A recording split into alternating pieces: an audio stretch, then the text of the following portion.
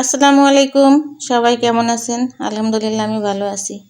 তো এই যে এখানে বেগুনের চাকা কেটে হলুদ লবণ মাখিয়ে নিয়েছি। বেগুনটা এখন আমি ভাজি করব।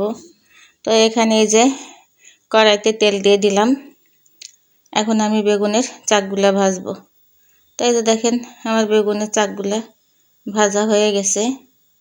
এখন আমি এখানে দিয়ে দিলাম পেঁয়াজ আর কাঁচামরিচ হলুদ লবণ মাখিয়ে তেলের উপরে। এটা আমি বেরেস্তা করে বেগুনের সাথে মিশিয়ে দেব। তো আমার এই যে বেরেস্তাটা হয়ে গেছে, এখন আমি বেগুনগুলো দিয়ে দেব।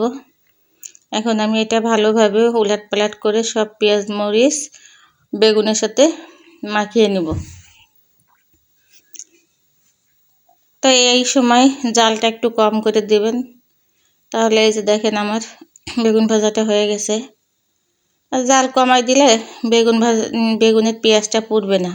এখানে একটা মুরগি কেটে নিয়েছি। তো এই যে কড়াইতে মুরগি রান্না করার জন্য তেল আর পেঁয়াজ দিয়ে দিলাম। তা পেঁয়াজটা এই যে আমার লাল লাল হয়ে গেছে। এখন আমি অল্প একটু সামান্য পানি দেব। পানি দিয়ে আমি একে একে সব মশলাগুলো এর মধ্যে দিয়ে দেব। তো এই বাটির মধ্যে আমি সব মশলা একসাথে রেখে দিয়েছিলাম।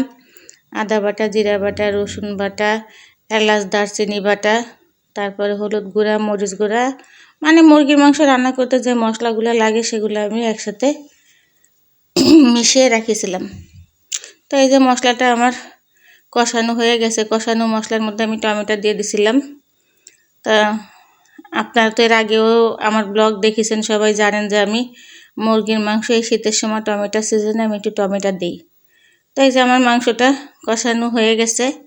এখন আমি একটু ঝোলের পানি দেবো। দেখেন কত সুন্দর কালার আসছে মাংসে। তো বাসাতে গেস্ট আছে, একটু ভালো মন্দ রান্না করা হচ্ছে। মেহমান থাকলে ভালো মন্দ খাওয়াই হয়। তো এই যেখানে আমার ঝোলের পানি দিয়ে দিয়েছি আমি। তা পানিটা বলক উঠুক। তো ঝোলের পানি বলক উঠে গেছে। তো আমার তরকারিটা রান্না শেষ। আল্লাহ হাফেজ।